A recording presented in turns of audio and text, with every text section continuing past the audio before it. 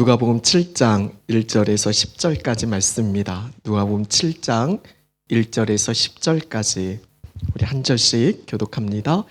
예수께서 모든 말씀을 백성에게 들려주시기를 마치신 후에 가버나움으로 들어가시니라.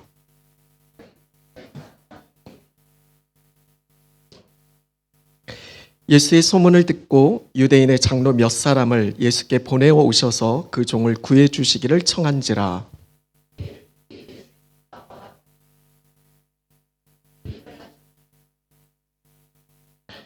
그가 우리 민족을 사랑하고 또한 우리를 위하여 회당을 지었나이다 하니,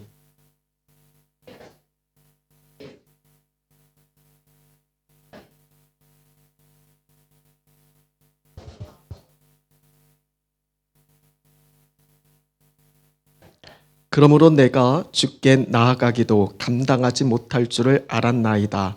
말씀만 하사 내 하인을 낫게 하소서.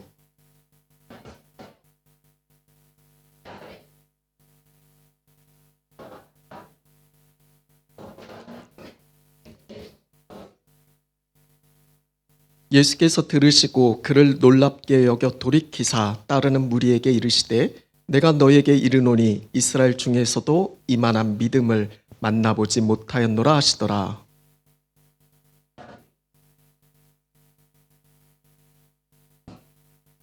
아멘. 오늘도 변함없는 주님의 은총이 오늘 귀한 시간 예배하시는 여러분 모두 가운데 풍성하게 넘쳐나시길 간절히 축원합니다. 오늘 말씀의 제목은 9절에 기록되어진 예수께서 놀랍게 여겨라는 제목으로 우리 말씀을 함께 나누도록 하겠습니다. 예수님을 놀라게 한, 예수님을 감동시킨 한 사람의 이야기를 오늘 말씀을 통해 나누려고 합니다.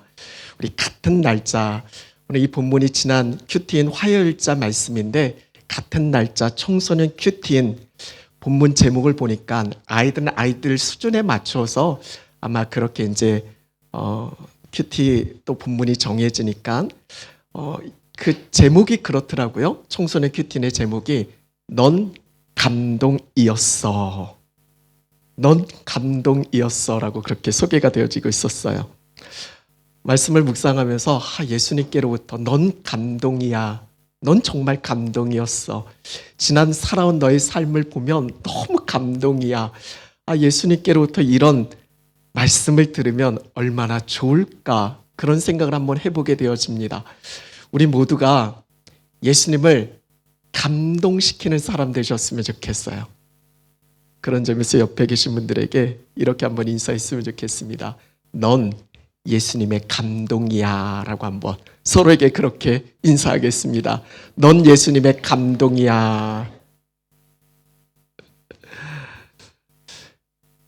그렇다면 어떤 사람이었길래 예수님께서 그렇게 놀랍게 여기며 그렇게 감동했을까? 그 감동의 주인공은 누구인가? 오늘 이 스토리를 우리가 너무나 잘 알고 있잖아요. 이방 백부장입니다.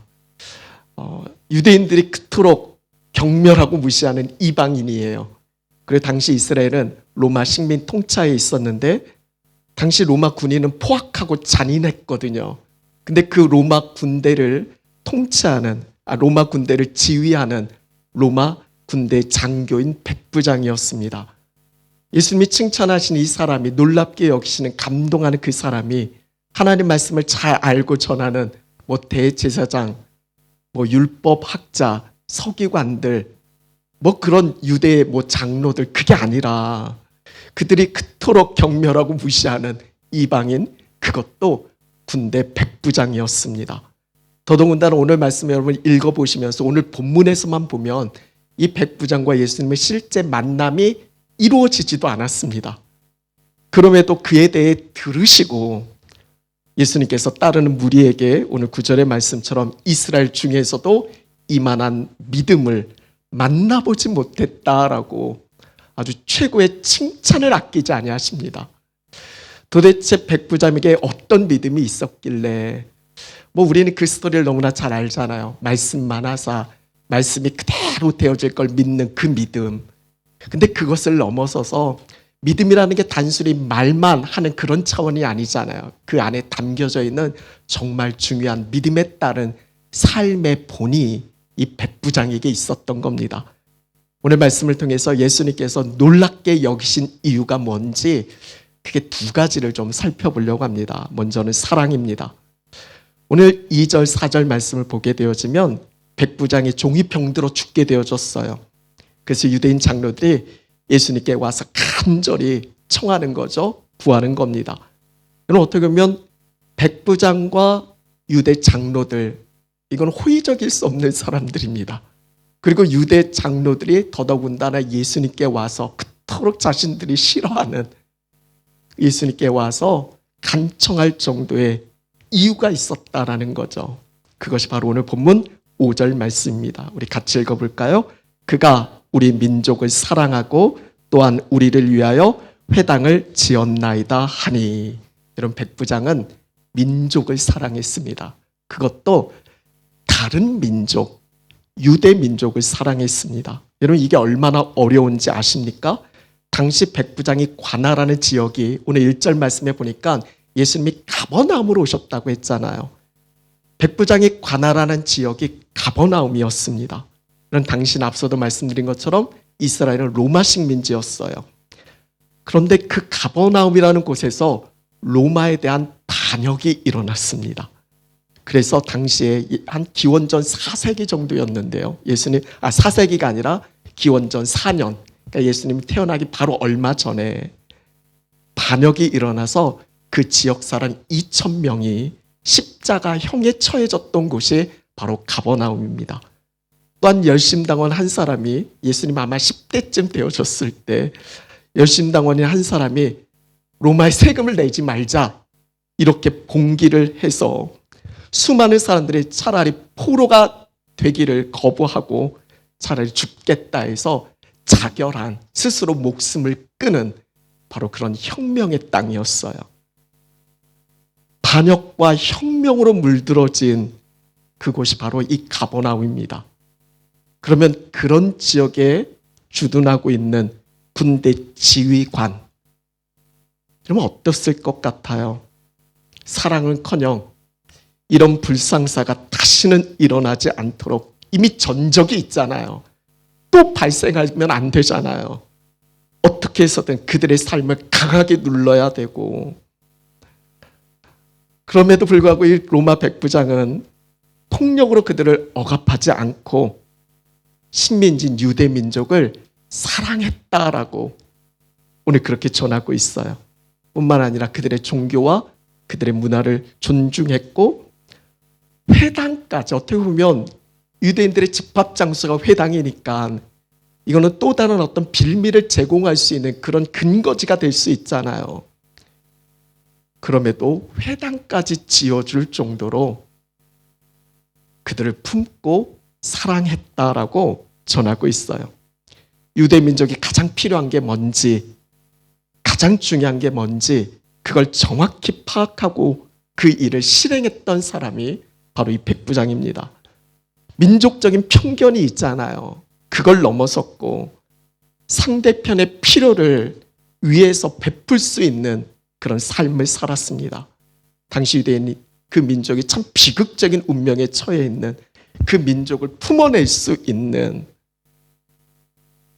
큰 사랑을 한, 민족을 사랑한 그런 백부장이었습니다. 당시 시대적인 배경 속에서 참 품기 어려운, 더더군다나 가버나움이라면 더더군다나 품기 어려운 그런 마음이었을 겁니다. 민족의 경계를 뛰어넘는 그 사랑이 이 백부장에게 있었다라는 거예요. 내 민족, 그게 아니라 그것을 넘어서서 다른 민족을 품고 사랑할 수 있는 그런 마음이죠. 여러분 역사적으로 보면 민족이 달라서, 종교가 달라서 극단적 징후를 가지고 상대편을 죽였던 그런 역사적 일들이 얼마나 많이 있어요. 이 백부장은 그걸 뛰어넘는 민족을 품어낸 사람이었다라는 거죠. 그리고 중요한 건 백부장은 하찮은 종을 사랑했습니다. 백부장이 어떻게 보면 자기 어떤 자존심, 위치가 있을 텐데 그거 내어놓고 식민지 백성의 사람들에게 간청하고 부탁할 정도로 그에게 있어서 꼭 해야 할 일이 있는데 그게 뭐냐면 2절 말씀인데 같이 한번 읽어볼까요? 2절 말씀. 어떤 백부장의 사랑하는 종이 병들어 죽게 되었더니, 이건 이상하지 않아요? 사랑하는 자녀가 아니에요. 사랑하는 아내가 아닙니다. 사랑하는 부모가 아니에요. 사랑하는 자녀를 위해서라면 뭐든지 다 할 수 있겠죠. 근데 지금 이유가 뭐예요? 사랑하는 종, 어떻게 보면 고작 종이에요. 이런 고대 시대, 지금부터 수천 년 전이잖아요. 당시의 종은요, 그냥 하나의 물건 취급, 어떨 때는 물건보다도 못한 그런 취급을 받죠. 재산이나 재물에 불과했어요. 그런데 오늘 본문의 백부장은 종을 사랑했다라고. 세번역 말씀을 보면 주인에게 이 종은 소중한 종이었다라고 그렇게 해석되어지고 있어요. 아마도 이 종이 주인의 말을 잘 듣고 또 일도 잘하고 뭐 여러 가지 이유가 있을 수 있겠죠. 그래도 어디까지나 종이잖아요. 종은 종이잖아요.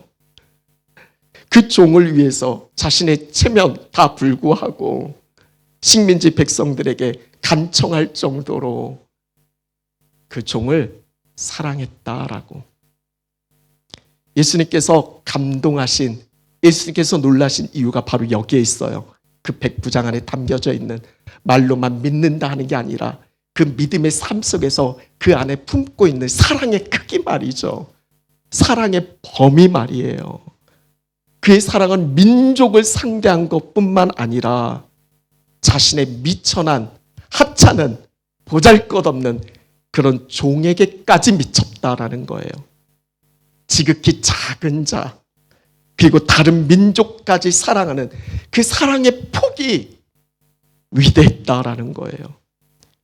여러분, 흔히 나라를 위한다라고, 조국은 사랑하고 인류를 사랑한다라고 하면서 가까이 있는 힘없고 연약한 사람들을 멸시하고 무시하고 함부로 대하는 그런 일들이 많이 있잖아요. 오늘 백부장은 큰 것과 작은 것을 똑같이 사랑할 수 있는, 민족을 사랑할 뿐만 아니라 가까이 있는 지극히 작은 자 한 영혼을 품어낼 수 있는 그 동일한 마음이 그에게 있었다라는 거죠. 우리가 하나님을 사랑한다 하면서 하나님이 사랑하시는 그 영혼을 우리는 놓쳐서는 안 되잖아요. 바로 이 모습을 통해서 예수님이 놀라시는 거예요. 왜냐하면 예수님이 그러셨으니까. 온 인류를 사랑할 뿐만 아니라 그 사랑이 지극히 작은 나에게까지도 미치니까. 예수님이 놀라신 건 그 백부장의 모습을 통해서 예수님 자신의 모습을 보는 거예요. 저 사람에게서 느껴지는 하나님의 사랑 말이죠. 예수님이 놀라시는 건 당연해요. 첫 번째 적용 질문이에요. 나는 지금 사랑하며 살고 있습니까?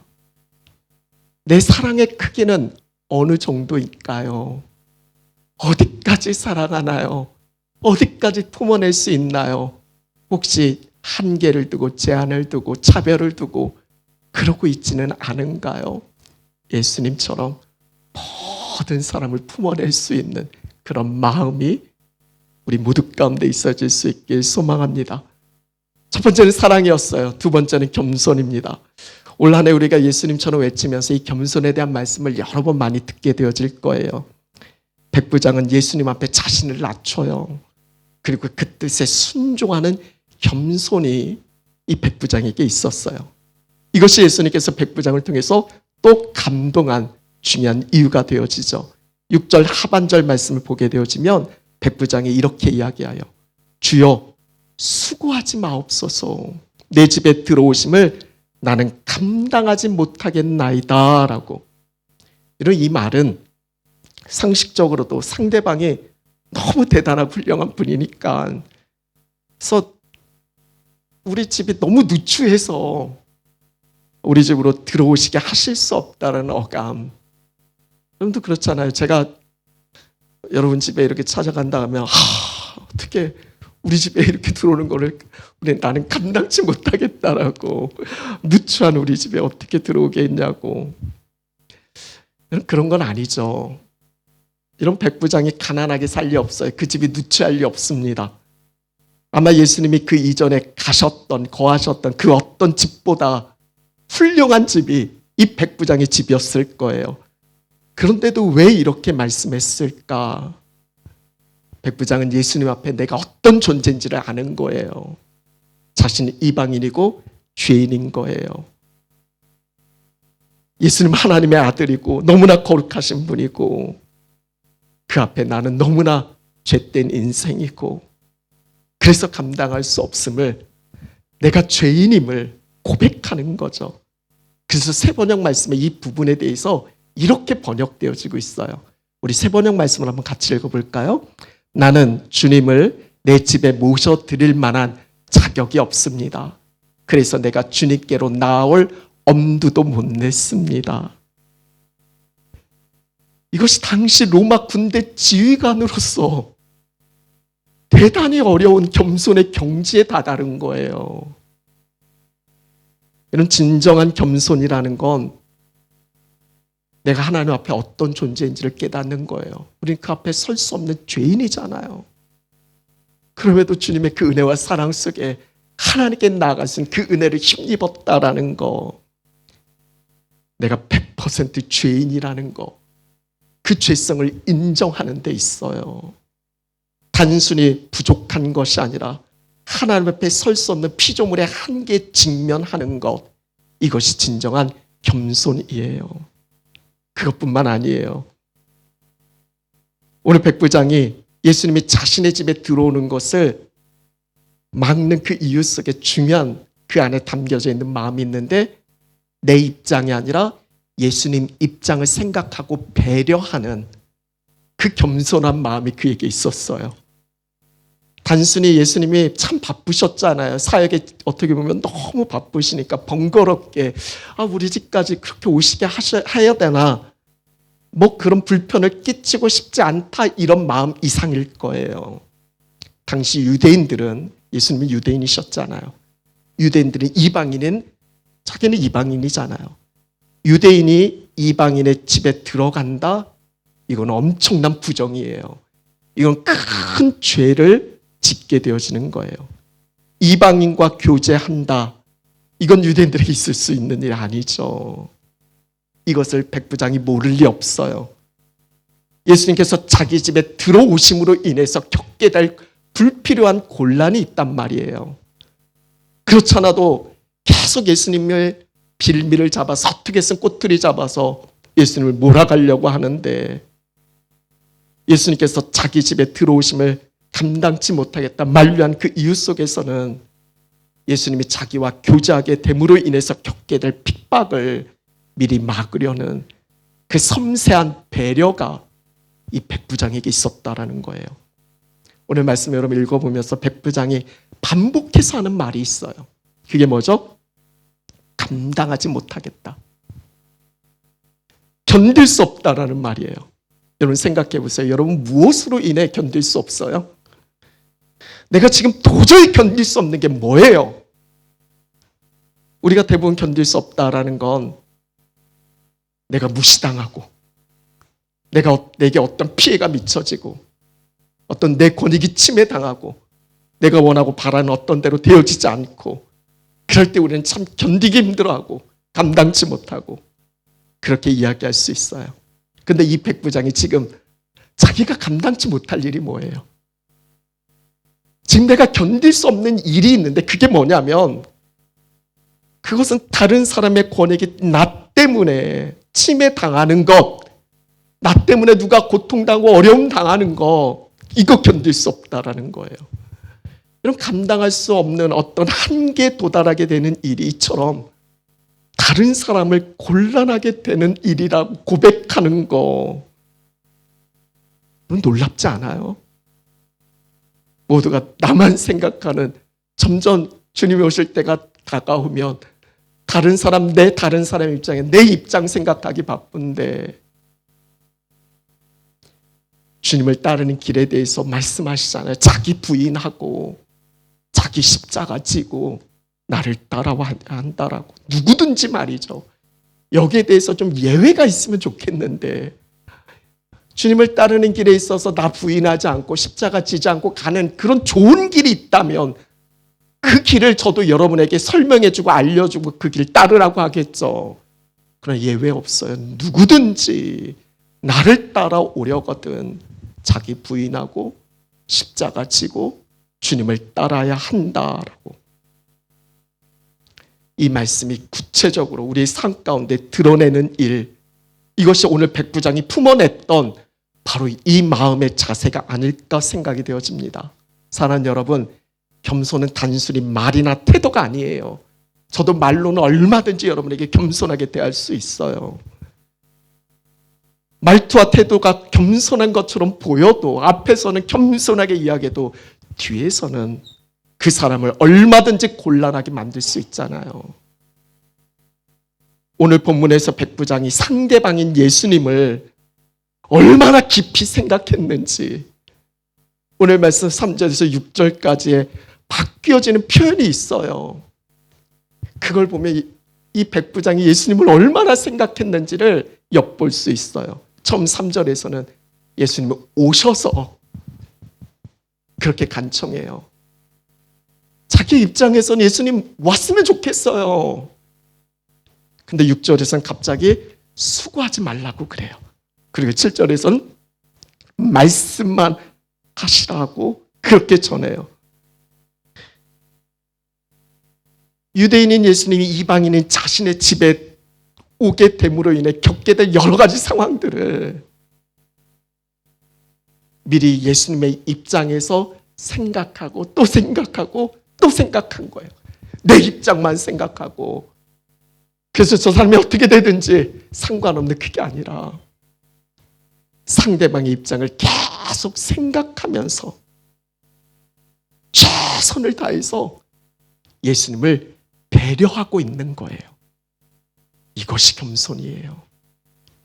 말이나 행동 그 차원을 넘어서서 늘 상대편을 위해서 깊이 생각하고 행동하는 모든 것이 겸손인 거예요. 바로 예수님이 그러셨잖아요. 우리 입장으로 내려오셔서 십자가에 죽기까지 낮아지셔서 우리를 존귀하게 하셨잖아요. 바로 예수님은 그 백부장의 모습을 보면서 예수님 당신 자신의 모습을 보는 거예요. 우리 마지막 적용이에요. 여러분, 나는 겸손한 사람입니까? 오늘 백부장의 모습 속에서 내가 반성해야 할 부분은 무엇인가요? 백부장의 겸손은 내가 죄인임을 인정한 거예요. 백부장의 겸손은 상대방을 생각하고 그 입장에서 그를 배려한 거예요. 말씀 마무리합니다. 많이 덥죠?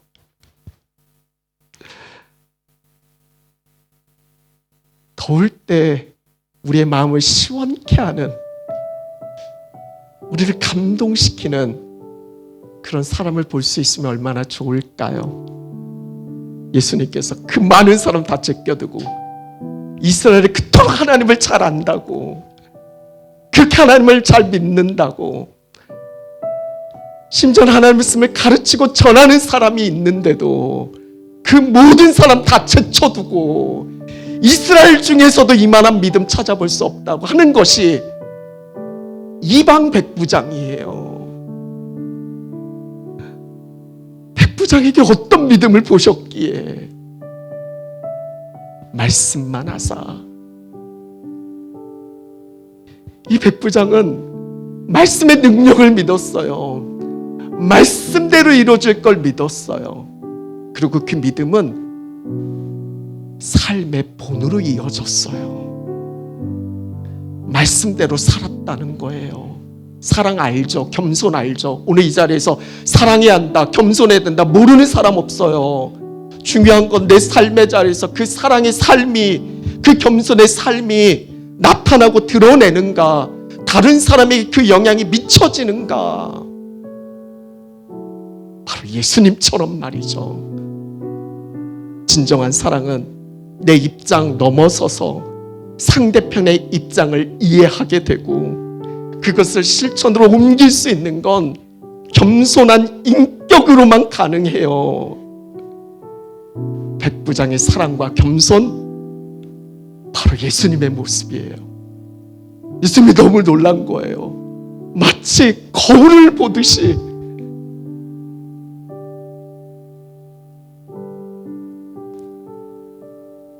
우리 여러분들이 예수님의 거울 됐으면 좋겠어요. 여러분들을 통해서 보여지는 예수님의 사랑과 겸손, 예수님이 놀랍게 여기신 건 당연한 거예요. 오늘 우리 시대 마땅히 사랑해야 할 사람도 사랑하기 힘든 시대를 살고 있어요. 내 입장 내세우기도 바쁜데 다른 누군가의 입장을 들어줄 여유가 없어요. 상대편의 입장을 생각하고 배려하는 게 없어요. 이게 여간 어려운 게 아니에요. 그러니까 극단적으로 그냥 넘어서는 거잖아요. 하지만 여러분, 우린 예수님 믿는 사람이잖아요. 예수님처럼 생각해야 하잖아요. 예수님처럼 말해야 하잖아요. 예수님처럼 살아가야 하잖아요. 내 삶의 모습을 통해 예수님이 드러나는 것처럼 더 기쁘고 즐겁고 행복한 일이 또 어디 있겠어요.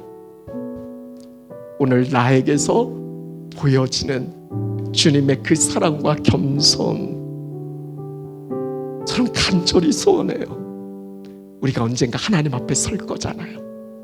그 앞에 섰을 때 하나님께서 너 내 감동이었어. 너 내 감동이었어. 주님 앞에 서는 그날 주님께로부터 이런 말씀 들을 수 있는 거, 이것처럼 더 귀하고 복된 삶이 또 어디 있겠어요. 올 한 해 여러분의 삶을 통해서 주님을 감동시키는 그 아름다운 스토리가 계속해서 쓰여질 수 있길 간절히 축원합니다. 우리 시간 함께 찬양하고 기도하겠습니다.